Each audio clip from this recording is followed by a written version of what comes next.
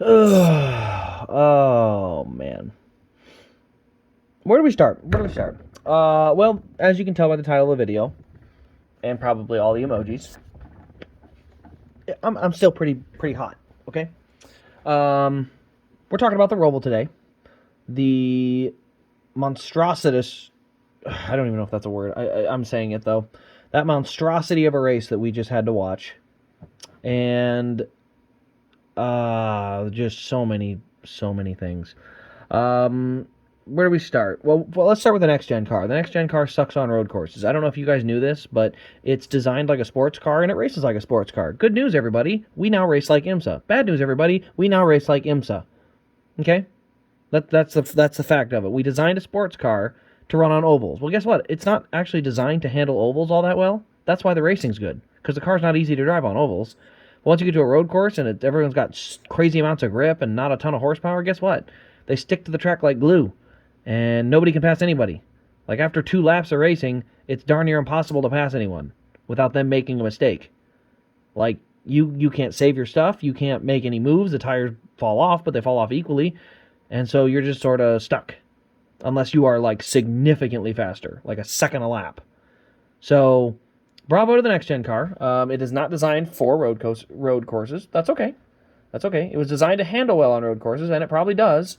But the downside is it's like impossible to pass, and I can't imagine people are enjoying racing it right now, personally. I could be wrong. That's just what I think. But that being said, I think we have to talk about the... where do we even go next? I guess let's go to the race.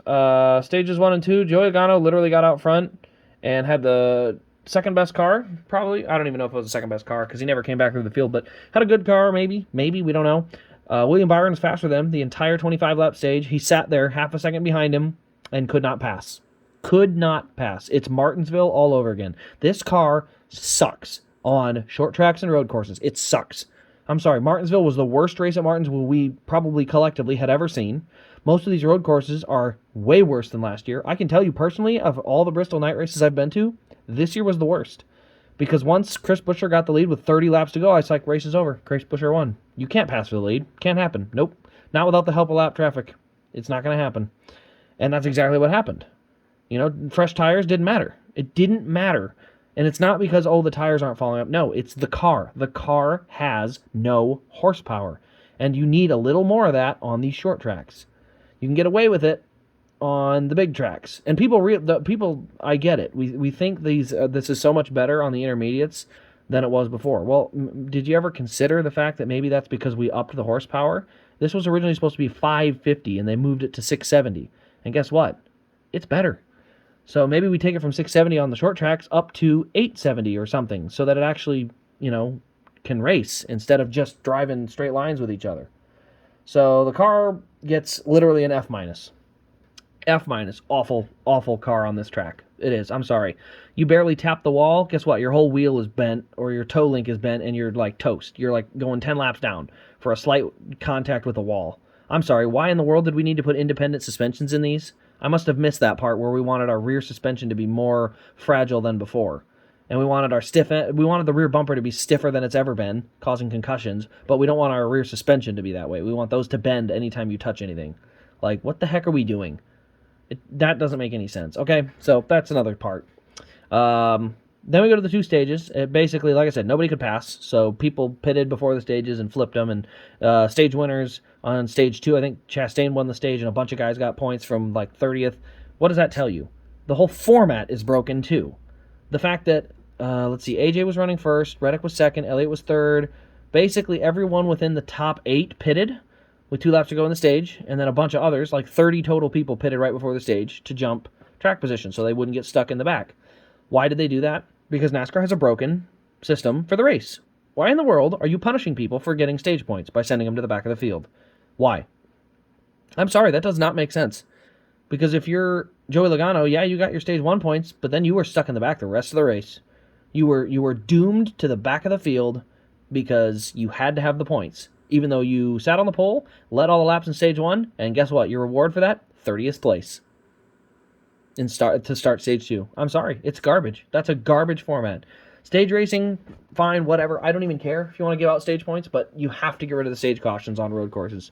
I mean, it defeats the purpose of stage points. The fact that everyone is forfeiting their stage points up just for that purpose. I'm sorry, it doesn't make sense. You look at the guys that were running well in stage 2, they all pitted. So the stage 2 results reflect nothing of the running order of the race. Nothing. Why do we even have to have a stage caution at that point? NASCAR needs to fix it. That is a broken process. All road courses, maybe even some bigger tracks. But I'm sorry, you can't have stage cautions. Not on this, not like that. Without those stage cautions, we'd have literally no action, but at least we might have some potential strategy. When you do it this way, you know there's a caution coming before a fuel run, so why bother? You know there's another caution coming before a fuel run, so why bother? And in the third stage, split it in half, and you're done. That's the whole strategy. It used to be a 4-stop, maybe a 5-stop strategy. Caution comes out at a certain time. You never know. There was tons of options. NASCAR has put these teams in such a tight box, you don't have strategy to play. The only play late in the race was, do you come get tires or not? And for Christopher Bell, by the way, tires were the right call.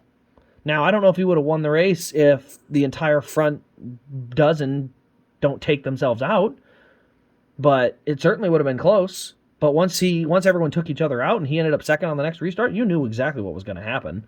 He had fresher tires by a country mile. It wasn't even going to be close. I mean, yeah, he was restarting second, but I knew darn well he was going to win that race. He's second a lap faster on those new tires, which is good. That's what strategy is supposed to be. So I just wish we would not throw yellows, I guess. All right, so that's stage 1 and 2. Then we go to stage 3. Stage 3, it's Reddick and Allmendinger out front. Elliott about a second and a half back, and actually Justin Haley stayed within 4 to 5 seconds of the leaders as well. And then it was like 15 back to Harvick, like big gap there, okay?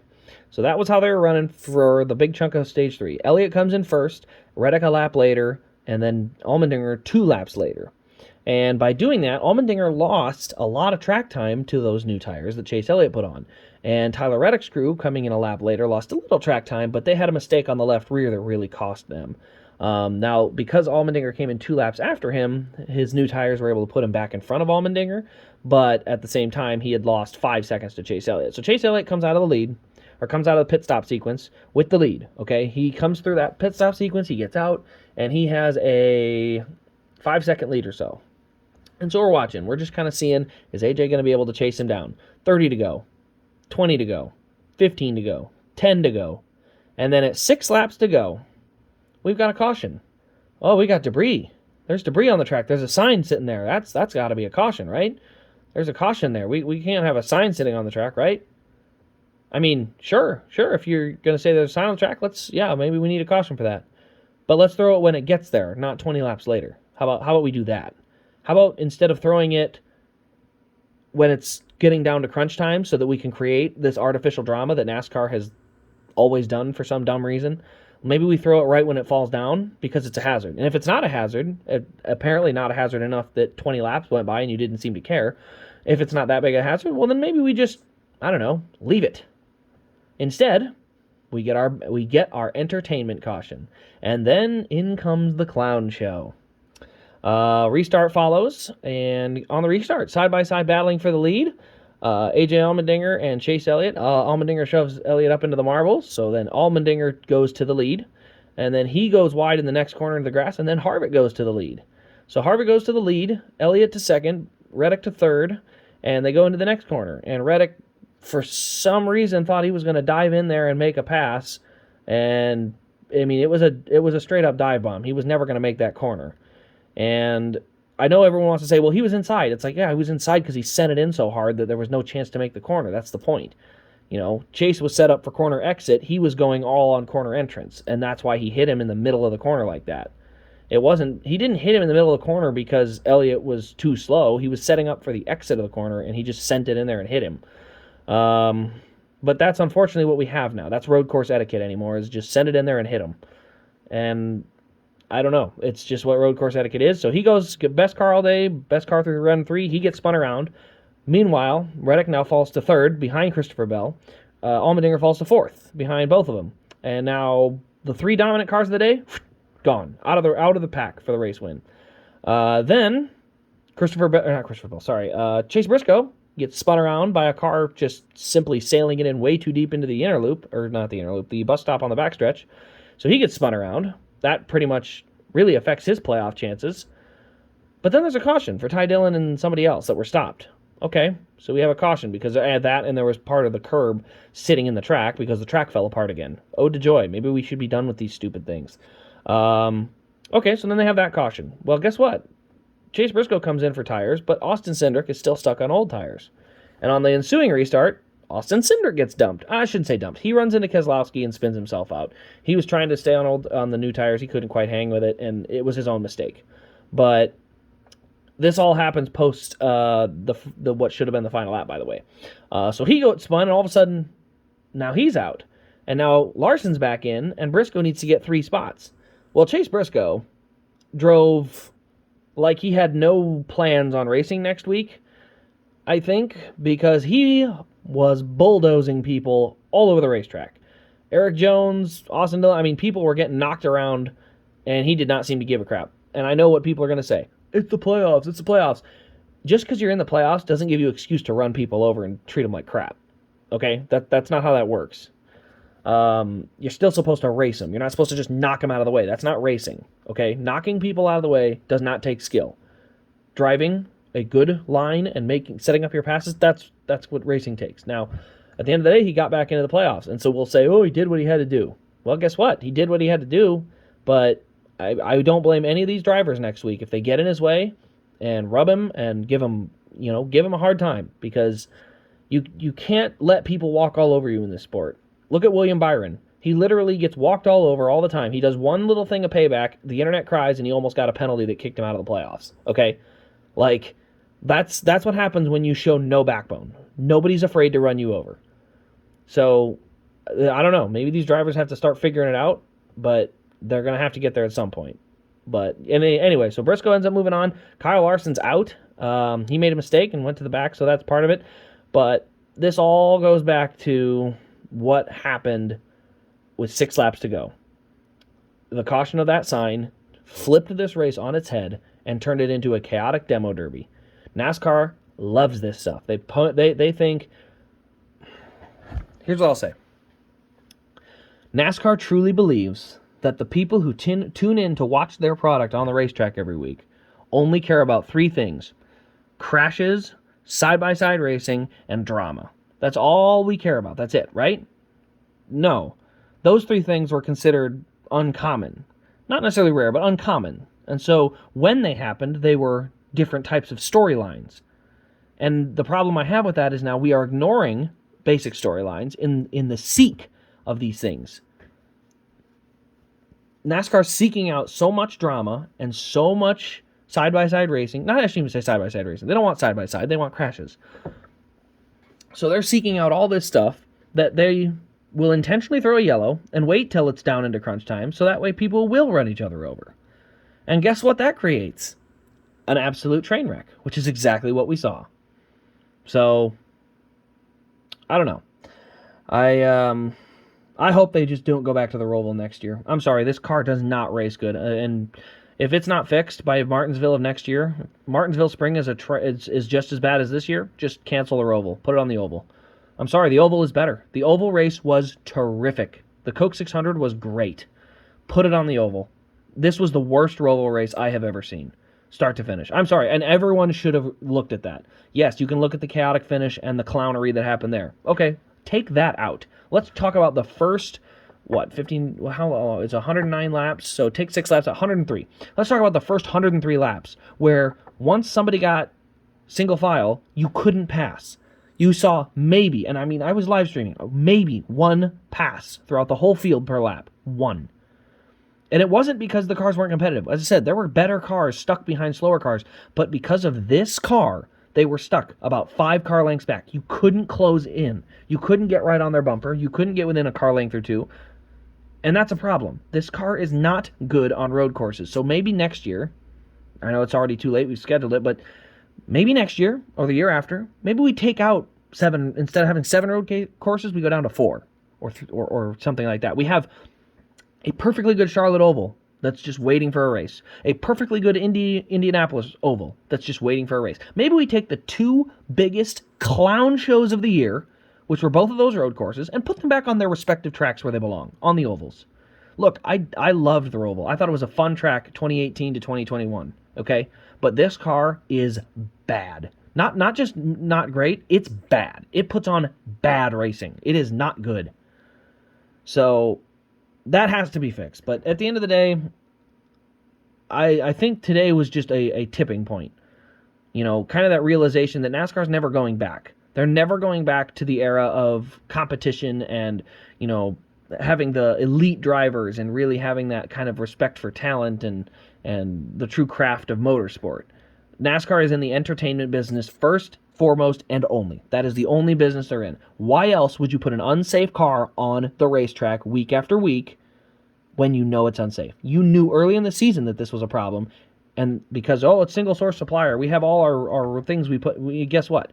In the name of safety, you make sure it works. You find a way to fix it. You don't just sit there and say, well, policy dictates that we have to do. No, you fix it. But because NASCAR is not in the safety business, they're not in the driver business, they're not in the competition business or the motorsport business, frankly, they're in the entertainment business. This is sporting entertainment. And so if it takes us strapping a bomb to a motor and blowing it up whenever we want to try and create cautions and fires and flips and crazy, stupid stuff, then that's what they'll do. I'm just surprised we haven't seen a ramp on the track yet where they can launch the car up into the air and then let it tumble to the ground. That'll get the fans all riled up because for some reason NASCAR thinks their fans are everybody out of the Monster Jam community, which I am not trying to throw shade at them, by the way. I'm just saying race cars are different than monster trucks. You know, it's different. So at the end of the day, there's no respect for the craft of racing. Otherwise we wouldn't have playoffs. We wouldn't have stage racing. We wouldn't have stage cautions. We wouldn't have all these dumb gimmicks that create these problems. We would probably, honestly, realistically, go to single file restarts within 10 to go. Because we would say, well, look, the guy earned an advantage by being in the lead with 10 to go. We should let him maintain some type of advantage so that he has a better shot to win the race because he's earned that right. Instead, we say, no, let's double them up. Let's drive them all off into one corner and hope that everyone survives. And that's the difference. That's why I have slowly been transitioning to sprint cars. I have really been loving watching sprint car racing because I'm telling you, it is pure racing. It is all racing. And that's what it's about. And that's why I love it. They can't even touch wheels because they could potentially flip. So because they have to take care of each other, there's a craft. And there's talent and skill and all these things that are involved. And the biggest thing with 10 to go in a race, they go to single file starts.